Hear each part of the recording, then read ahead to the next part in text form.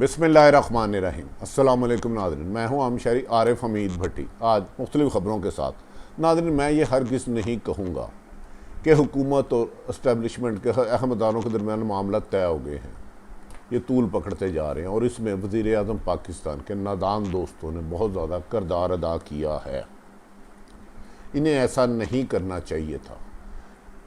हसास अदारे मुल्क की सलामती की अलामत होते हैं। याद रखेंगे, ज़ियाउल हक के डिक्टेटरशिप के दौरान 85 के इलेक्शन हुए वो गैर जमाती, उसमें अदारों की इंटरफेरेंस और पैसे ने सियासत के खिदमत और इबादत के काम को बदबूज़दा कर दिया। उसके बाद हर हाकिम वक्त आता रहा और ताकतवर हलकों से ये कहता रहा कि मेरी ही मदद करें। जब तक वो उसको रेस्क्यू करते रहे, ये आइनी और कानूनी तरीके से रहा। जैसे ही उन्होंने इनकार किया तो ये जमहूरियत बचाने के लिए जमहूरियत का ख़तरा लेके अलार्म लाते रहते। मैं ये भी नहीं कहता कि अदारों को अपने आइन और कानून के मावराए किसी भी अदारे को साफ़ इसमें काम करना चाहिए। ये गलत होता रहा और अब नहीं होना चाहिए। दूसरी तरफ मरीम नवाज़ का कैंप ने कल फिर फैसलाबाद में DGISI जिनको तब्दील कर दिया गया, फैज़ हमीद पर मुसलसल टारगेट किया और उन्होंने कहा कि उनके ख़िलाफ़ होने वाले फ़ैसलों को साबिक DGISI जिनका ISPR के बाद 6 अक्टूबर को हो गया था, वो इंटरफेरेंस करते रहे, दबाव डालते रहे। इस मौके पर मौलाना फजलुर रहमान ने भी अवाम से भीख मांगी कि अगर आप मेरा साथ दे तो मैं हुकूमत को कर दूंगा। मौलाना साहब, तीन दफ़ा हुकूमत में रहने वालों ने कभी गरीबों के लिए कुछ नहीं किया। इक़्तिदार की हवस आप लोगों को कहाँ से कहाँ ले आती है। नाज़रीन, सियासी जमातें कोई भी अपोजिशन में हो तो उसको मीडिया बहुत अच्छा लगता है, उसकी आज़ादी भी अच्छी लगती है, उसकी गुफ्तगू भी अच्छी लगती है।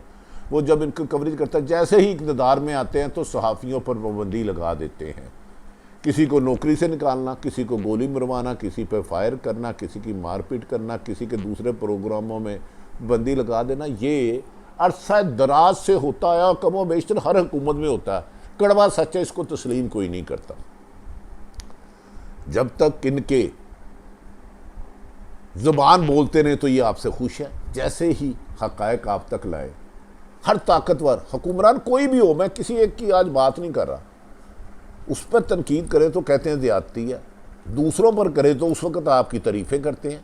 जबकि साफ़ी का काम देखना ये नहीं है कि वज़ीर आज़म मोहम्मद खान जुनेजो है, ज़फ़रुल्लाह जमाली है, यूसुफ रज़ा गिलानी है, नवाज शरीफ है, बेनज़ीर है, मरीम है, इमरान खान है। जो हक़ाइक़ के बगैर खौफ व लालच के सच करना। हाँ, अब इमरान खान की PTI की हुकूमत अदारों के साथ तनाव का शिकार है।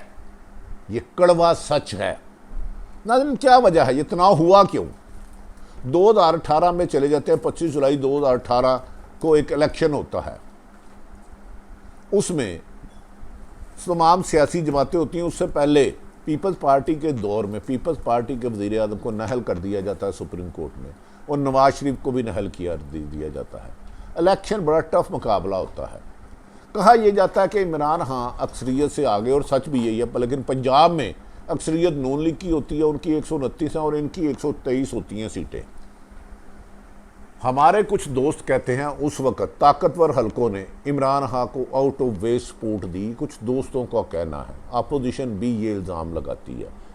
ऐसा लगता था क्योंकि इमरान खान की ज़िंदगी में, इमरान खान एक ऑनेस्ट आदमी है, जदोजहद की, करप्शन के ख़िलाफ़ MQM से उनकी कभी भी नहीं बनी, उनके ख़िलाफ़ मुकदमा दर्ज कराने गए, उनके ख़िलाफ़ काफ लीग को उन्होंने डाकू कहा और इसी तरह बाप को कहते रहे। लेकिन इन सब को किसी ने मिला के इमरान खान की हुकूमत वफाक में बना दी, और इसी तरह इमरान खान की हुकूमत बज़ाहिर MPM में उन्होंने वोट दिए, आज़ाद होने वालों में जंगीर तरीन कलीदी किरदार अदा किया, इमरान खान की हुकूमत बन गई। और अपोजिशन खुसूसन मरीम नवाज़, नवाज शरीफ और मौलाना फजलुर रहमान ने इल्ज़ाम लगाते रहे कि इस्टेब्लिशमेंट ने इसकी हुकूमत बनाई है, दबाव ला के किया है और एक तरफा एहतसाब कर रहे हैं। इसमें सच कितना झूठ कितना, आज मैं सारे सियासतदानों पे छोड़ता हूँ और आप पे सोचता हूँ। लेकिन मिसाली तल्लुकात, पहले जब नवाज शरीफ भी वज़ीर आज़म थे तो मिसाली तल्लुकात थे। मुझे याद है कमरजेद बाजवा ने इतलात के मुताबिक उन्हें बुला के कहा, सियासत करना आपका काम है, सरहदों की हिफाजत करना हमारा काम है, हम इंटरफेरेंस नहीं करेंगे। लेकिन पनामा केस आता है, उसमें नवाज शरीफ को सज़ा हो जाती है और अदारे न्यूट्रल रहते हैं। अब इमरान खान की हुकूमत में नंबर गेम पूरी नहीं होती और इमरान खान के जो माजी में मुखालफिन तरीन रहे उन्हें बाज़ ताकतें इमरान खान के साथ मिला देती हैं। इमरान खान इनके साथ हंसी खुशी ज़िंदगी कर रहा होता है और इस दौरान DGC होते हैं पहले जनरल फैज़ हमीद साहब, इस दौरान आसम मुनीर साहब आते हैं, उन्हें तब्दील कर दिया जाता है और फैज़ हमीद साहब को दोबारा DGI लगा दिया जाता है। ये एक तवील दास्तान है, मैं इसकी ज़्यादातर नहीं पढ़ूँगा। लेकिन हक़ाइक़ कुछ तल्ख़ ऐसे हैं क्योंकि हुकूमत का नंबर गेम पूरा नहीं था। वज़ीर आज़म पहले दिन इस अहद से आए थे कि मैं लूटा हुआ माल वापस लूँगा, एहतसाब गैर जानिबदार होगा और किसी को भी नहीं छोड़ा जाएगा। दो नहीं एक पाकिस्तान होंगे, मेरिट पे तैनातियाँ होंगी, नाकामियाँ, किसी को भी नहीं छोड़ा जाएगा। बदकिस्मती इत्तेहादी जमातें और अपनी ही जमात में इख्तलाफ की वजह से वज़ीर आज़म अपने अज़म को ना दोहरा सके। इस मौके पर ताकतवर हल्के वज़ीर आज़म साहब को कहते रहे कि 3 जमातें नाकाम हो चुकी हैं इस मुल्क में, आप गुड गवर्नेंस की तरफ तवज्जो दें, आप इकानमी बेहतर करें, इकानमी तबाह करते जा रहे हैं, लोग हमें भी बुरा भला कह रहे हैं, बैड गवर्नेंस की इंतहा है, करप्शन पहले से इजाफा है। लेकिन इमरान खान साहब को ये चीज़ें, PTI की हुकूमत को ये चीज़ें सख्त नापसंद थी कि ये मुझ पर क्यों कर रहे हैं, जबकि अपोजिशन ओपन इल्ज़ाम लगाती थी कि एहतसाब सिलेक्टेड हो रहा है, जो हुकूमत अरबों खरबों रुपये लूट रही है उन पर इल्ज़ाम नहीं लगाए जा रहे, उन्हें गिरफ्तार नहीं किया जा रहा, सिर्फ अपोजिशन को किया जा रहा है। और उसमें PTI का ये मौक़िफ़ ठीक था। तो हम तो अब इक़्तिदार में आए हैं, पिछले 30-40 सालों से जो इक़्तिदार में उनका ये एहतसाब होगा। अब इख्तलाफात कुछ ऐसे शुरू होते हैं कि चेयरमैन नैब के ख़िलाफ़ अदम एतमाद आना होता है और अपोजिशन की वाज़ेह अक्सरियत होती है। सेनेट में नंबर गेम शुरू होती है तो 64 लोग अपोजिशन के होते हैं जो वोट डालते हुए 51 रह जाते हैं। कहा जाता है कि इसमें इमरान खान को कोई गैबी हिमायत मिली जिस पर तनकीद ज़बान ज़द आम हो गई। इस सिलसिले में हम पिछले दिनों मोहम्मद मालिक के एक प्रोग्राम में था, मैं था, मोहतरम मोहम्मद मालिक साहब थे, रऊफ़ कलासरा साहब थे और हमारे काबिल एहतराम और सीनियर मोस्ट जर्नलिस्ट थे। उन्होंने कहा कि कुछ इदारों ने इस लाडले को हमेशा चांद के दिया, हमेशा रेस्क्यू किया और अब इसकी आदतें बिगड़ गई हैं। यही वजह हुई है कि आज DGI का दौरा भी कंट्रोवर्सल हो गया। उसके बाद ये कहा जा रहा है कि एतमाद के मोड में इनको मदद मिली। फिर वज़ीर आज़म इमरान खान का हार जाते हैं हफीज़ शेख साहब और कभी ये कहते हैं मैं रिज़ाइन दे दूंगा PTI की हुकूमत, कभी कहते हैं नहीं दूंगा। इसमें इमरान खान ठीक है, इनके कुछ लोगों ने इनको इस स्नैच पे लाया है। मैं आपको बारहा कह चुका हूँ कि इमरान खान सब करना चाहते थे, नंबर गेम नहीं थी, इत्तेहादी तंग कर रहे थे, अपने भी नाराज़ थे। एतमाद का वोट लेने के लिए इन्हें फिर एक दफ़ा बाज़ दूसरे लोगों की ज़रूरत पड़ती है और ये इनके एतमाद का वोट लेना इनके लिए नामुमकिन था। फिर इनको रेस्क्यू किया जाता है, इनको बचाया जाता है और बड़ी मुश्किल से एतमाद का वोट लिया जाता है क्योंकि MNA सारे स्लिप हो जाते हैं। इस पे भी इनकी मदद की गई। किसने की? खुद इमरान खान ने अपनी स्ट्रेटजी बनाई होगी, ये फैसला आप करें। इसके बाद इत्तेहादी जमातों ने दर्जनों दफ़ा कहा हम इनको छोड़ने लगे हैं, इसने हमने वादा नहीं किया। इवन के मोनोसलाई को इन्होंने वज़ीर नहीं बनाया एग्रीमेंट के बावजूद, जिस पर नुकाफ लीग ने काफ़ी दफ़ा खदशात किया और कहा कि पंजाब में बैड गवर्नेंस की इंतहा है, करप्शन अरूज पर है, लेकिन इसके बावजूद नहीं बनाया गया। MQM नाराज़ रही PTI से सारा दौरान, बाब नाराज़ रही, काफ लीग नाराज़ रही और इनके अपने जमाती नाराज़ रहे, लेकिन PTI की हुकूमत ज़्यादा फोकस अपोजिशन को करती रही। इस पर अपोजिशन ने बारहा इल्ज़ाम लगाए कि ये सब कुछ इमरान PTI की हुकूमत सेलेक्टेड कर रही है, अपने लोगों को करप्शन का वोट नहीं दे रही। चेयरमैन नैब पर भी अदम एतमाद, इसे रेस्क्यू किया गया, हमारे लोगों को तोड़ा गया, एतमाद का वोट भी ज़बरदस्ती दिलाया गया है, इत्तेहादी जमातों को भी साथ रखा गया है, वरना 3 साल ये तो एक शख्स के साथ गुजार नहीं सकता। लेकिन इमरान खान पुरदम रहे, हर मौके पर कहते रहे कि मैं किसी को NRO नहीं दूंगा, किसी को NRO नहीं दूंगा।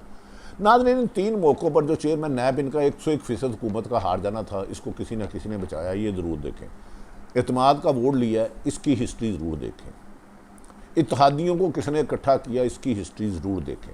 लेकिन इस मौके पर अदारों ने, ख़ुसूसन एस्टेब्लिशमेंट ने कहा हम सियासत में इंटरफेरेंस नहीं करेंगे, लेकिन हुकूमत को बारहा कहता रहा इकानमी ज़मीन बोझ हो गई है, खुदा के लिए इकानमी को फोकस करे, पर इकानमी की तरफ तवज्जो नहीं दी गई और आज 90% लोग एक वक्त का खाना नहीं पा सकते। महंगाई इतनी करूज पे चलेगी, बिजली, पेट्रोल, गैस, आटा, चीनी, घी, दालें, सब्ज़ी लोगों की रेंज से बाहर हो गई, लेकिन हुकूमत ने इस पर तवज्जो ना दी और सिलेक्टेड एहतसाब करते रहे। इस दौरान आवाम सख्त आ गई और एहतसाब भी टोटल मशकूक हो गया। फिर हुकूमत ने एक आइनी इदारा इलेक्शन कमीशन से लड़ाई की, किस शेप पे की, ये भी कहते हैं इसको आग लगा देंगे। फिर उसके बाद चेयरमैन नैब पर फड्डा डाला गया कि आर्डीनेंस लाया जाए और आर्डीनेंस के ज़रिए इसी को रखा जाए, इस पर फिर इल्ज़ाम लगाए। क्या हुकूमत चाहती है कि ताकतवर हल्के हमेशा इन्हें रेस्क्यू करते रहें? क्या ताकतवर हल्कों का ये काम नहीं है? हरगिज़ नहीं होना चाहिए। क्यों बकौल अपोजिशन के क्यों पीटीआई की हुकूमत ये चाहती है कि फैज़ हमीद साहब जो एक फुट सोल्जर है, उनका काम है मुल्क की हिफाजत करना, उन्होंने 3-4 जंगें लड़ी हैं कि 6 साल तक वही DGI रहे, नया आएगा वो भी आइन और कानून के मुताबिक अपने फ़राइज़ अंजाम करेगा। उनसे पहले नवीद मुख्तार थे, आसम मुनीर थे, सारे ही अच्छी शोहरत के। फौज का असल काम तो मुल्क की हिफाजत है, अवाम की जानो माल की हिफाजत है, किसी सियासी जमात की हिफाजत नहीं। लेकिन बहरहाल इस पर इख्तलाफात आज भी उतने ही मौजूद है। 6 अक्टूबर को होने वाले साइन पर DGI के आज भी प्रेस रिलीज़ पर उन नज़ीम अंजुम या जो भी नहीं हुए हैं वो हैं। इस वक्त हुकूमत और अदारों में डेड लॉक है। क्या मौजूदा हुकूमत चाहती है कि ये खुद अपने सियासी मामलात ना हल करें और ताकतवर इनको हल करें, जबकि ताकतवर हलकों ने एक अज़म कर लिया है कि अब सियासी कामों में इंटरफेरेंस नहीं करेंगे? हमारे एक दोस्त ने मलक ने कहा था कि इन्होंने इस हुकूमत को बिगाड़ दिया है, बार बार हर मौके पर रेस्क्यू करने का, गलत मदद करने का, जिसकी वजह से ये खुद अपना निज़ाम नहीं चला सकते। क्योंकि इस मुल्क इस PTI की हुकूमत में मेरी नज़र में एक ही लीडर है, इमरान खान, जो ईमानदार भी अभी तक इतलात के मुताबिक है, वो कुछ बेहतर करना चाहता है। लेकिन इनके करीब 4 लोग हैं जिन्होंने इन्हें तबाह कर दिया। पंजाब की अहम तरीनी शख्सियत ने अरबों रुपए करप्शन लिए और 4 वज़ीरों ने जाके वज़ीर आज़म पाकिस्तान को कहा कि अगर आपने इनके खिलाफ कार्रवाई ना की तो अगले पंजाब में PTI कामयाब नहीं हो सकती। क्या इम्तहान है कि वज़ीर आज़म उनका काम करेंगे? कहा जा रहा है कि इन्हीं हालात में अगर हुकूमत सियासत में जाती है तो इमरान खान की मेहनत, जो 22 साल उन्होंने करप्शन के ख़िलाफ़ जहाद की, झूठ के ख़िलाफ़ की, उन्हें ही उनके साथी कुछ उसकी नुकसान का बायस बनेंगे। नाज़रीन, मरीम नवाज़ ने इस्लामाबाद जेल में इस्लामाबाद के जलसे में मौलाना फजलुर रहमान ने फिर DGI फैज़ को मसाला। बेहतर होता कि DG फैज़ अगर बदल जाते तो ये कंट्रोवर्सी ख़त्म हो जाएगी। वो क्यों वज़ीर आज़म किसी एक शख्स को एक ही उहदे पे रखना चाह रहे हैं? अदारे मजबूत होने चाहिए, यही इमरान खान साहब का कहना था। इदारे मजबूत होते हैं तो काम भी मजबूती से चलता है। अदारों को आइन और कानून के मुताबिक फ़ैसले करने हैं और मेरा यकीन है कि इस वक्त जो फाक इस्टेब्लिशमेंट ने किया है वो उसी पर कायम रहेगा। आने वाले वक्त महंगाई, बेरोज़गारी और लाकानूनीत इमरान खान की इस वक्त सख्त तरीन मुखालफ है। अगर इमरान खान ने इसका सदेबाब ना किया तो PDM तो लोगों को सड़कों पे नहीं निकाल सकी, लेकिन महंगाई, बेरोज़गारी और करप्शन की वजह से अगर लोग निकले तो बहुत से लोग बह जाएंगे। लीडरलेस ये एहतजाज होगा। इमरान खान के कुछ खुशामदी सब अच्छा की रिपोर्ट देने वाले इमरान खान का साथ छोड़ देंगे। इमरान खान साहब अब 22 करोड़ अवाम पर आप पर तवज्जो कर रही है। इंडी अदारों को मजबूत करें, जमहूरियत को मजबूत करें। सिलेक्टिव साहब की बजाय पंजाब की करप्ट तरीन शख्सियत जो अरबों रुपये ले रही है उसके खिलाफ इंक्वायरी कराए। अगर साबित हो जाए तो जो अपोजिशन के खिलाफ है वही कार्रवाई उनके खिलाफ करे।